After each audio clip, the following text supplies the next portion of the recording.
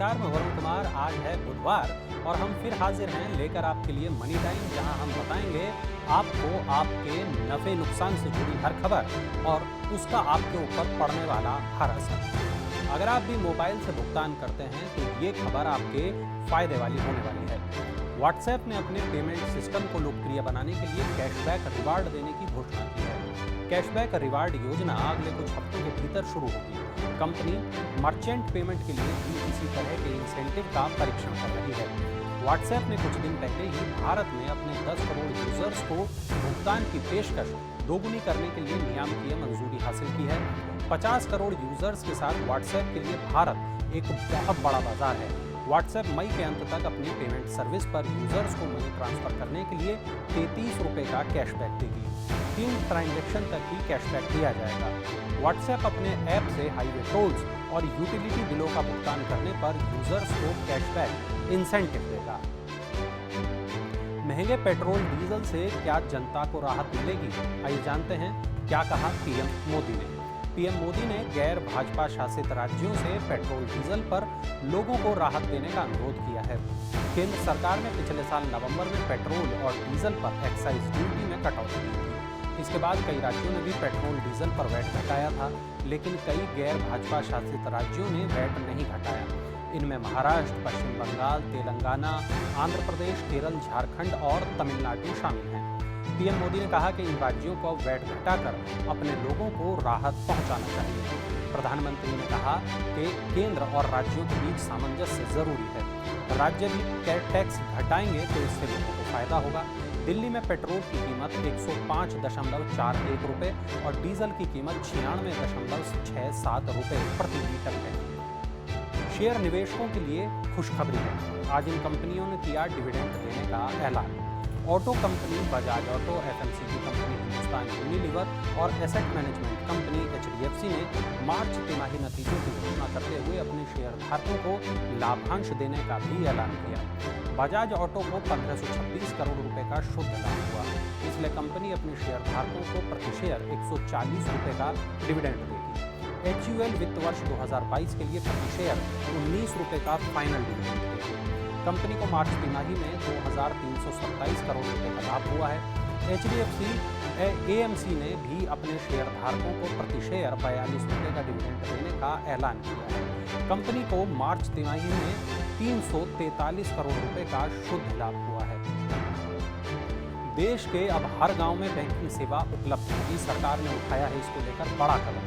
केंद्रीय मंत्रिमंडल ने इंडिया पोस्ट पेमेंट्स बैंक को 820 करोड़ रुपए की वित्तीय सहायता को मंजूरी दे दी है। इस वित्तीय मदद से इंडिया पोस्ट पेमेंट बैंक अपना विस्तार करेगी, खासकर ग्रामीण क्षेत्रों में। इससे वित्तीय समावेशन को भी बढ़ावा मिलेगा। इंडिया पोस्ट पेमेंट बैंक के पास अभी 5 करोड़ से ज़्यादा अकाउंट हैं और इसकी 1.36 लाख ब्रांचेस हैं। इसके अकाउंट होल्डर में से करीब 48% महिलाएं हैं। ये बैंक सरकार की सामाजिक योजनाओं को लाभान्वितों तक पहुंचाने में मदद करेगा और सरकार के वित्तीय समावेशन के लक्ष्य को पूरा करने में भी मदद करेगा। देश के सबसे बड़े आईपीओ के लिए इंतजार खत्म हो गया है। आइए बताते हैं आपको इसके बारे में सब कुछ विस्तार से। देश की सबसे बड़ी बीमा कंपनी जीवन बीमा कंपनी एलआईसी ने बुधवार को अपने 21,000 करोड़ रुपए के आईपीओ के लिए कीमत का दायरा 902 से 949 रुपये प्रति शेयर तय कर दिया है। आईपीओ के तहत एंकर निवेशक 2 मई को बोली लगाएंगे। रिटेल निवेशकों के लिए इशू 4 मई को खुलेगा और 9 मई को बंद होगा। एलआईसी के शेयर 17 मई को शेयर बाजारों में सूचीबद्ध हो सकते हैं। बोली लगाने वालों के डीमैट खाते में शेयरों का आवंटन 16 मई तक होगा। यह आईपीओ ओएफएस के रूप में है और इसके जरिए सरकार 22 करोड़ शेयर बेचेगी। खुदरा निवेशकों और पात्र कर्मचारियों को प्रति इक्विटी शेयर 45 रुपये की छूट मिलेगी, जबकि एलआईसी के पॉलिसी धारकों को प्रति शेयर 60 रुपये का डिस्काउंट मिलेगा। निवेशकों की हर समस्या अब होगी दूर, वित्त मंत्री ने दिलाया आज ये भरोसा। वित्त मंत्री निर्मला सीतारमण ने निवेशकों को भरोसा दिया कि सरकार देश में निवेश करने को प्रोत्साहित करने के लिए सभी समस्याओं को दूर करने के लिए हर संभव उपाय करेगी। उन्होंने कहा कि सरकार निवेशकों से सुझाव लेने, परेशानी की वजह समझने और जहां भी संभव हो जरूरी उपाय करने के लिए तैयार है। भारत में यूनिकॉर्न कंपनियां तैयार करने की अपार संभावनाएं हैं। वित्त मंत्री ने कहा कि भारत में डिजिटलीकरण की दिशा में 2023 तक डिजिटल मुद्रा की शुरुआत करने की भी घोषणा की है। मुकेश अंबानी की RIL के नाम दर्ज हुआ एक और रिकॉर्ड। आइए जानते हैं आज ऐसा क्या हुआ। रिलायंस इंडस्ट्रीज लिमिटेड के शेयरों में बुधवार को आई तेजी के चलते कंपनी का बाजार मूल्यांकन बढ़कर 19 लाख करोड़ रुपए से ज्यादा हो गया। बाजार मूल्यांकन के इस निशान को पार करने वाली रिलायंस इंडस्ट्रीज पहली भारतीय कंपनी बन गई है।